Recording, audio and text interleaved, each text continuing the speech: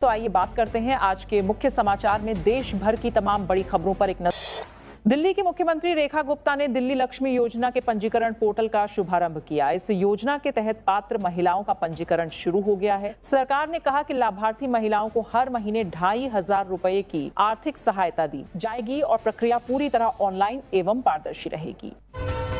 पश्चिम बंगाल में जनगणना अभियान की शुरुआत हो गई है। विधाननगर में शुभेंदु अधिकारी ने स्वयं अपना पंजीकरण कर कार्यक्रम का शुभारंभ किया। इस दौरान उन्होंने लोगों से सही और सटीक जानकारी देने की अपील करते हुए कहा कि जनगणना देश की विकास योजनाओं की मजबूत आधारशिला होती है। हिमाचल प्रदेश विधानसभा का मानसून सत्र 21 अगस्त से शुरू होकर 3 सितंबर तक चलेगा। विधानसभा सचिवालय ने अधिसूचना जारी कर सभी विधायकों, सांसदों और संबंधित अधिकारियों को इसकी जानकारी दे दी है। उत्तर प्रदेश के बरेली में कांवड़ यात्रा के दौरान प्रशासन ने बड़ा फैसला लिया है। सावन के हर सोमवार को शहर के सभी शिक्षण संस्थानों में विद्यार्थियों के लिए अवकाश रहेगा ताकि कांवड़ियों की भीड़ के बीच यातायात व्यवस्था और छात्रों की सुरक्षा सुनिश्चित की जा सके। कमर्शियल एलपीजी सिलेंडर के दामों में बड़ी कटौती की गई है। दिल्ली में 19 किलो का कमर्शियल सिलेंडर 202 रुपये और कोलकाता में 209 रुपये सस्ता हुआ है। हालांकि घरेलू रसोई गैस सिलेंडर की कीमतों में कोई बदलाव नहीं किया गया है। नीट और सीबीएसई से जुड़े मुद्दों को लेकर देश की राजनीति फिर गर्मा सकती है। लोकसभा में विपक्ष के नेता राहुल गांधी 8 अगस्त को प्रयागराज के केपी ग्राउंड में छात्र संवाद कार्यक्रम को संबोधित करेंगे, जहां वे छात्रों से सीधे बातचीत करेंगे। नीट यूजी काउंसलिंग 2026 का सूचना बुलेटिन और काउंसलिंग शेड्यूल जारी कर दिया गया है। पहले चरण के लिए पंजीकरण 5 अगस्त से शुरू होगा। इस बार काउंसलिंग 4 चरणों में पूरी होगी और प्रक्रिया में कुछ नए बदलाव भी किए गए हैं। पुणे में केंद्रीय गृह मंत्री अमित शाह ने अजीत डोभाल को लोकमान्य तिलक राष्ट्रीय पुरस्कार से सम्मानित किया। इस दौरान अमित शाह ने कहा कि प्रधानमंत्री नरेंद्र मोदी के कई बड़े और ऐतिहासिक फैसलों में अजीत डोभाल की महत्वपूर्ण भूमिका रही है और उन्होंने देश की सुरक्षा को नई मजबूती दी है। एंटी पेपर लीक बिल को राष्ट्रपति की मंजूरी मिल गई है। अब राष्ट्रपति के हस्ताक्षर के बाद यह कानून पूरे देश में लागू हो गया। नए कानून में पेपर लीक, नकल और परीक्षा में धांधली कराने वाले गिरोहों, कोचिंग संस्थानों और सेवा प्रदाताओं के खिलाफ सख्त कार्रवाई और कड़ी सजा का प्रावधान किया गया है।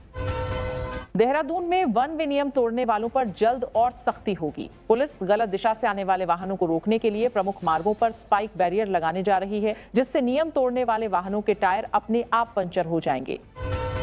प्रधानमंत्री नरेंद्र मोदी के मैसूरू पहुंचने पर कर्नाटक के मुख्यमंत्री डीके शिव कुमार ने उनका स्वागत किया। इस दौरान उन्होंने प्रधानमंत्री से कर्नाटक के विकास के लिए केंद्र और राज्य के बीच बेहतर सहयोग की अपील करते हुए कहा कि बेंगलुरु के जरिए पूरी दुनिया भारत और कर्नाटक को देखती है।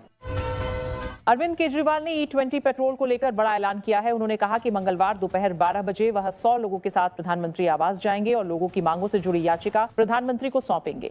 इस बीच केजरीवाल ने कहा कि जनता की चिंताओं को सरकार तक सीधे पहुंचाना जरूरी है।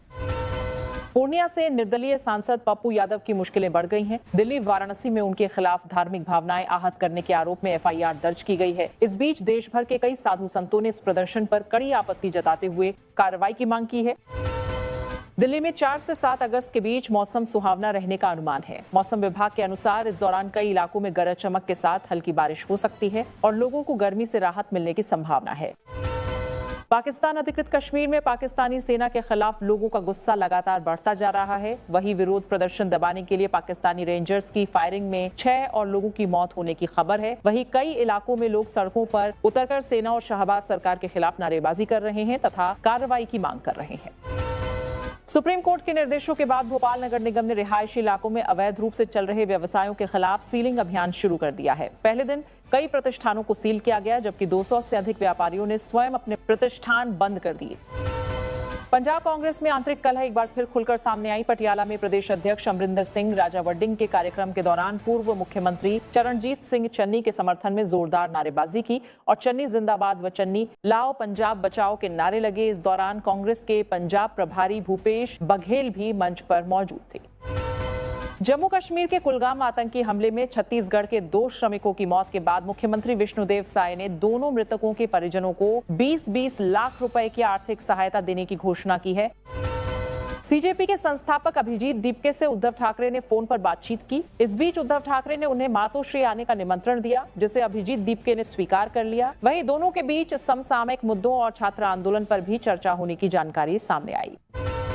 पाकिस्तान में कॉकरोच पार्टी नाम से नई राजनीतिक पार्टी की स्थापना की गई है। वहीं सलमान तरार ने पार्टी की शुरुआत की है। इस बीच सोशल मीडिया पर इस पार्टी को युवाओं का अच्छा समर्थन मिल रहा है और इंस्टाग्राम पर इसके 15 लाख से अधिक फॉलोअर्स बताए जा रहे हैं। बिहार में मंत्री लखेंद्र पासवान के सामने ही 50,000 रुपए रिश्वत मांगने का मामला सामने आया। फोन पर शिकायत सुनते ही मंत्री ने संबंधित अधिकारी को 1 घंटे के भीतर कर्मचारी को निलंबित करने का निर्देश दिया। वहीं उन्होंने कहा कि भ्रष्टाचार किसी भी कीमत पर बर्दाश्त नहीं किया जाएगा। चंडीगढ़ में पेपर लीक मामले को लेकर एबीवीपी कार्यकर्ताओं ने जोरदार विरोध प्रदर्शन किया। बड़ी संख्या में कार्यकर्ता सड़कों पर उतरे और पंजाब के शिक्षा मंत्री के आवास का घेराव किया। वहीं प्रदर्शनकारियों ने शिक्षा मंत्री के इस्तीफे की मांग करते हुए सरकार पर छात्रों के भविष्य से खिलवाड़ करने का आरोप लगाया। राहुल गांधी ने तमिलनाडु के महाबलीपुरम में केंद्र सरकार पर निशाना साधते हुए कहा कि परिसीमन भाजपा की साजिश है। उन्होंने आरोप लगाया कि इसका उद्देश्य लोगों के अधिकारों को कमजोर करना और तमिलनाडु की राजनीतिक ताकत को कम करना है। प्रधानमंत्री नरेंद्र मोदी ने आंध्र प्रदेश के भोगापुरम में अल्लूरी सीताराम राजू अंतर्राष्ट्रीय हवाई अड्डे का उद्घाटन किया। साथ ही 17,900 करोड़ रुपए से अधिक की विकास परियोजनाओं की शुरुआत की। इस दौरान प्रधानमंत्री ने कहा कि सरकार सेमीकंडक्टर और भविष्य की तकनीकों में युवाओं की प्रतिभा को आगे बढ़ाने के लिए लगातार काम कर रही है। प्रधानमंत्री नरेंद्र मोदी ने जनसभा को संबोधित करते हुए बिना नाम लिए गांधी परिवार पर निशाना साधा और उन्होंने कहा कि पहले हवाई अड्डों के नाम एक ही परिवार तक सीमित रहते थे, लेकिन अब देश की महान विभूतियों के नाम पर एयरपोर्ट बनाए जा रहे हैं। वहीं आगे कहा कि पिछले 12 वर्षों में देश के एविएशन सेक्टर में ऐतिहासिक बदलाव आए हैं। पर्यावरण कार्यकर्ता सोनम वांगचुक ने एक्स पर नई पोस्ट साझा करते हुए बताया कि वह अपने गांव लौट चुके हैं। उन्होंने कहा कि वह अपने आंदोलन के कारणों को नहीं भूले हैं और उम्मीद है कि सरकार अपने बाकी वादों को भी समय पर पूरा करेगी। अयोध्या में सावन के दौरान रामलला के दर्शन के लिए श्रद्धालुओं की भारी भीड़ उमड़ रही है। सुगम दर्शन और आरती के लिए ऑनलाइन पास की सभी बुकिंग 16 अगस्त तक पूरी हो चुकी हैं। अब श्रद्धालुओं को 17 अगस्त या उसके बाद की तारीख के लिए ही ऑनलाइन पास मिल सकेगा। समाजवादी पार्टी के राष्ट्रीय अध्यक्ष अखिलेश यादव ने भारतीय जनता पार्टी पर तीखा हमला बोलते हुए कहा कि बीजेपी का अहंकार ही उसकी सरकार गिराएगा। उन्होंने सोशल मीडिया पर लिखा कि यदि बीजेपी के नेता जनता से दंडवत माफी भी मांग लें तो भी जनता उन्हें माफ नहीं करेगी। वहीं उन्होंने दावा किया कि लोगों का गुस्सा लगातार बढ़ रहा है और इसका असर आगामी चुनावों में दिखाई देगा। बहुजन समाज पार्टी की प्रमुख मायावती ने टिकट वितरण और संगठन से जुड़ी अटकलों पर विराम लगाते हुए स्पष्ट किया कि पार्टी के सभी उम्मीदवारों का अंतिम फैसला वही करेंगी। इस दौरान उन्होंने कहा कि अब तक 24 से अधिक उम्मीदवारों के टिकट तय किए जा चुके हैं। वहीं उन्होंने साफ किया कि आकाश आनंद सहित किसी अन्य नेता को टिकट तय करने का अधिकार नहीं है। बिहार की पूर्व मंत्री मंजू वर्मा और उनके पति चंद्रशेखर वर्मा को वर्ष 2018 के चर्चित आर्म्स एक्ट मामले में बेगूसराय की एमपीएमएलए कोर्ट ने दोषी ठहराते हुए 7 वर्ष के सश्रम कारावास की सजा सुनाई है। फैसले के दौरान अदालत परिसर में कड़ी सुरक्षा व्यवस्था रही। जम्मू कश्मीर के डोडा और किश्तवाड़ में भारी बारिश, बादल फटने और भूस्खलन से जनजीवन बुरी तरह प्रभावित हुआ है। कई वाहन बह गए और संपत्तियों को नुकसान पहुंचा है। केंद्रीय मंत्री जितेंद्र सिंह ने जिला प्रशासन से बात कर राहत कार्य तेज करने और प्रभावित लोगों को उचित मुआवजा देने का आश्वासन दिया है। मौसम विभाग ने उत्तर प्रदेश में अगस्त और सितंबर के दौरान सामान्य से कम बारिश होने की आशंका जताई है। विभाग के अनुसार इन दोनों महीनों में वर्षा दीर्घकालिक औसत के 94% से भी कम रह सकती है। ऐसी ही ताजा और दमदार खबरें सबसे पहले देखने के लिए हमारा चैनल सब्सक्राइब करें और बेल आइकन जरूर दबाएं।